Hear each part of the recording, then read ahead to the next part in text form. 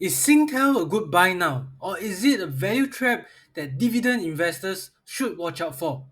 In this video, we're going to talk about Singtel's strategic growth plans, its share price target, and more. But before that, if you haven't done so, do join my free weekly newsletter where you will get tips on the US and Singapore stock markets, stock ideas, analyst reports, and many more. So without further ado, let's jump back to the video. If you have been following Singtel stock for quite a while now, you would have realized that in the past 10 years, right, since September 2014, the share price has been around 380 or 4 close to $4. But at the time of recording this video, it is only trading at $3.28. So in the past 10 years, if you have invested in Singtel, you are actually losing money. Okay, if you were to exclude all the dividends collected lah, by holding Singtel. So why is that so, right? So there are a lot of reasons, but it's predominantly due to the intense competition in the telco industry. So when you have all this price war, new entrants coming into the market, you cut deep into the margins. So it's not as lucrative as before, right? When you pay $50, $60 for a whole broadband, coupled with a mobile plan, that kind of thing. And it's not only for Singapore, so all over the world, right? In Asia, be it India or Thailand and things like that. So all of the regional associates of Singtel have also not been doing well. Hence, the share price has actually fallen in the past 10 years. But that being said, don't write off Singtel just yet. Singtel has come out with this growth plan called Singtel 28 on the May 2024. Alright, 3 years after they have undergone a strategic reset for transformation. Apparently, this ST28 is their new strategy for growth and to deliver the sustainable value realization dividends of 3 to 6 cents until year 2028. And that's what we will talk about next.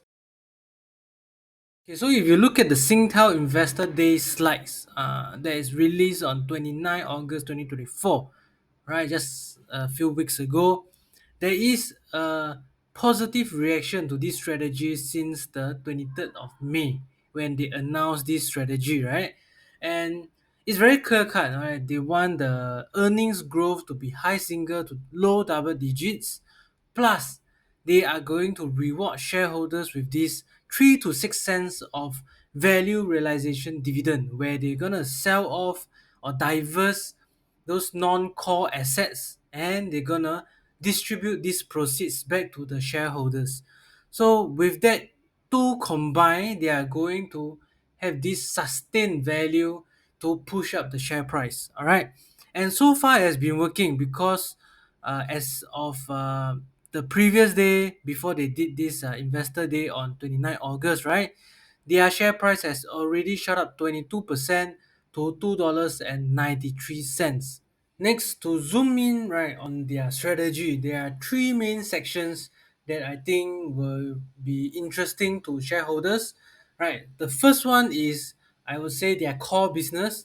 All right, so both Singtel and Optus, their main core business of providing mobile data, broadband services, and things like that. Right, so this one is turning around with the 5G services. We have Internet of Things, mid market and small medium enterprises with the growth from the enterprise sector and things like that. Okay, so this is their main core business. What I like is that this business segment will generate the positive cash flow for them to pump into their data center business, and as well as like NCS is like cybersecurity and things like that. So these two are the main growth engines, right? That will help to propel them, be it their top line or bottom line going forward. Okay, so now let's take a look at their data center business, which I'm more interested about, right? So you remember they have a lot of news, right? One of it is that they want to provide this GPU as a service. Okay, we have SaaS, right? SaaS, software as a service. But for Singtel, they want to provide GPU, which is like they take the NVIDIA machines and everything, and they're gonna allow this maybe smaller companies, okay, small medium enterprises to utilize these GPUs to maybe come up with their own AI software or things like that. So you don't have to commit to a lot of capital expenditure at one go, but instead, if you want to try out or get started a very low amount, low expenses, right? You can go for Singtel and then just maybe rent it from them and things like that.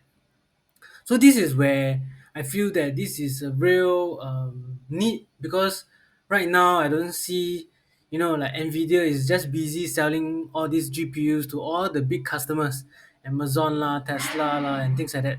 So no such, I would say, established company is providing such a service. So this is really how Singtel can stand out, okay, among the peers.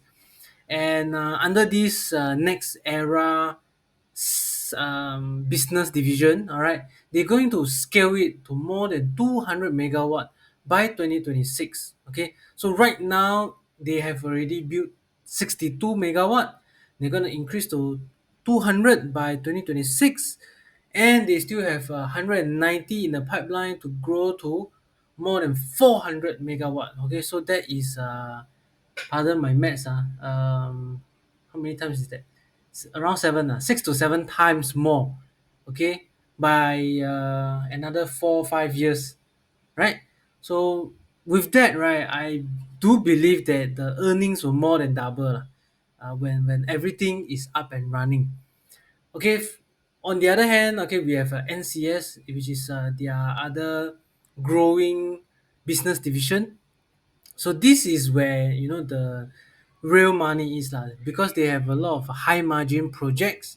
They are targeting not just Singapore market, because Singapore market is, we all know, right, it's very small. So they are targeting, because this is a digital kind of a digitalization kind of a business. So they are able to target bigger markets outside of Singapore. And with AI and things like that, they have new addressable markets as well. And this provides very, very high margins as compared to their core business, is under price war and things like that, right? So as of first quarter is actually 51%. Okay, so pretty impressive. Okay, they are going for 60% by financial year 2028. Right. And the last thing that I think we should focus on is, of course, their leaner cost structure. Okay, so they are looking to establish growth engines, stabilize their core business, and at the same time choose to save on either their workforce optimization or boosting the productivity using AI, okay, to reduce the corporate cost by 20%.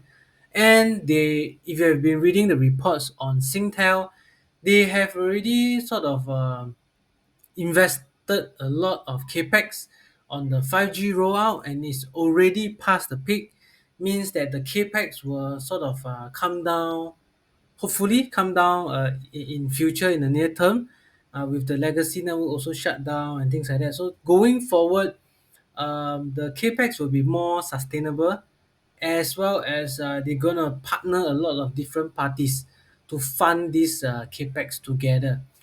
So all in all, these three main areas, right, will likely, drive their top line and bottom line by high single digit or low double digits going forward. Okay, so this is as per what the management is targeting to do on a year-to-year basis until financial year 2028. And if you have enjoyed this video thus far, I will greatly appreciate it if you can help me to smash that like button, subscribe to my channel, and ring the bell so you get notified every time I release another stock analysis video.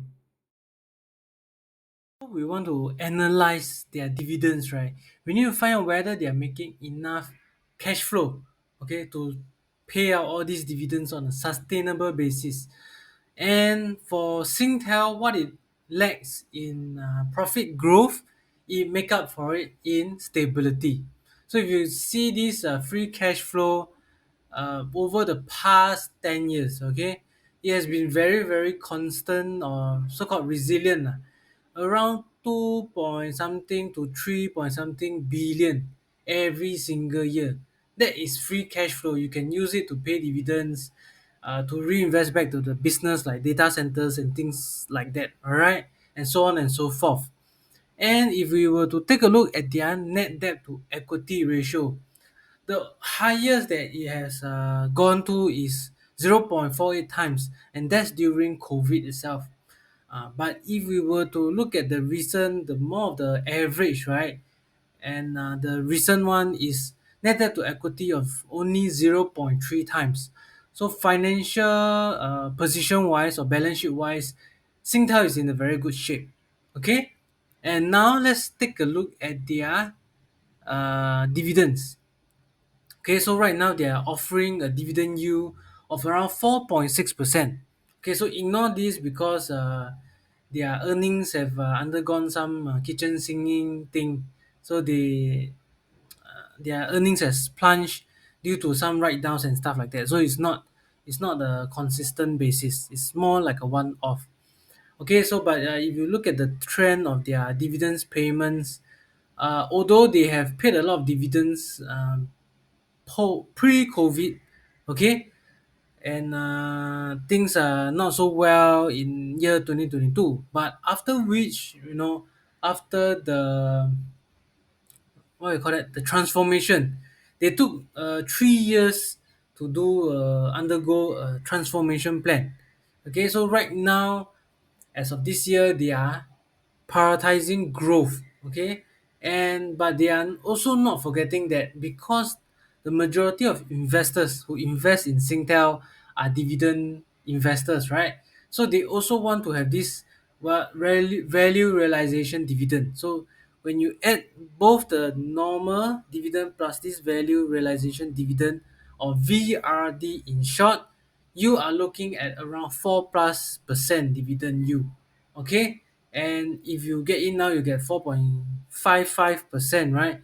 And subsequently, if they continue to do well, their earnings go up, I would assume that their dividend payments will also go up. So you may look at maybe 5%, or like 5.56% going forward. This is as predicted by the analysts as well. So forecasted by analysts that if you go into Singtel right now, you may get a 6% dividend yield going forward by year 2027. Okay, so this is the dividend analysis part. Now let's move on to the analyst consensus and the valuation of Singtel. Next up, we look at the analyst consensus for Singtel. As you can see, there are 16 analysts covering Singtel at the moment. So definitely there will be some foreign brokers covering Singtel, right? Because we don't have so many analysts in Singapore. Okay, and they are giving an average target price of $3.56 by recommendation, and this means that the potential upside is around 9%. So at the same time, what we are looking for is more of dividends, right? So I have this dividend discount model, all right, which is a very good gauge for Singtel because it is a blue chip stock, established, mature, very defensive business model. Okay, so we are using this dividend discount model. The formula is simply you take the dividend per share divided by, okay, the discount rate. Discount rate can be calculated by different methods. So one of the method that I like to use is what is the required rate of return? Okay, do you want to earn 8% by investing in Singtel? Personally, for myself, if you tell me to invest in a particular stock, at least at the bare minimum, I want a 6%. Reason being, if I'm buying into a particular stock, I've done so much research, I'm maybe getting just 5% or 4%. I might as well put the same amount of money into what chocolate finance or CICT REIT that can give me the same kind of returns, right, with much lower risk. So at the bare minimum, I want a 6%, and if I were to push it up a bit to maybe 8% to be aligned with the S&P 500 annualized returns of around 8%, okay, the market index returns, I will choose 8%, okay? And then depending on the dividend growth rate that you will perceive that Singtel will have going forward. I understand that in the past 10 years, their dividends have actually dropped, so it's not a good gauge, but given that they are moving into more higher margin business, data centers, and things like that, I think it is reasonable, okay, to plug a 4% dividend growth rate over here. All right, so this is it for me. 15 cents dividend per share, okay? 8% discount rate and 4% dividend growth rate. So I click on calculate and I'm getting a estimated intrinsic value of $3.75. So there is some buffer, right? So is Singtel a good buy now? Right. It depends on whether what kind of investor you are. If you are just looking at dividends and some stable growth, Singtel can be a solid addition to your portfolio. And speaking of which, this is why I've added Singtel into our premium membership, okay, Dividend Kakis, yeah, inside the Beehive newsletter itself. So if you're keen to find out about Singtel and the other six stocks inside our model portfolio, do check out the link here or in the pinned comment down below. And last but not least, if you have a few minutes to spare, catch my next video here.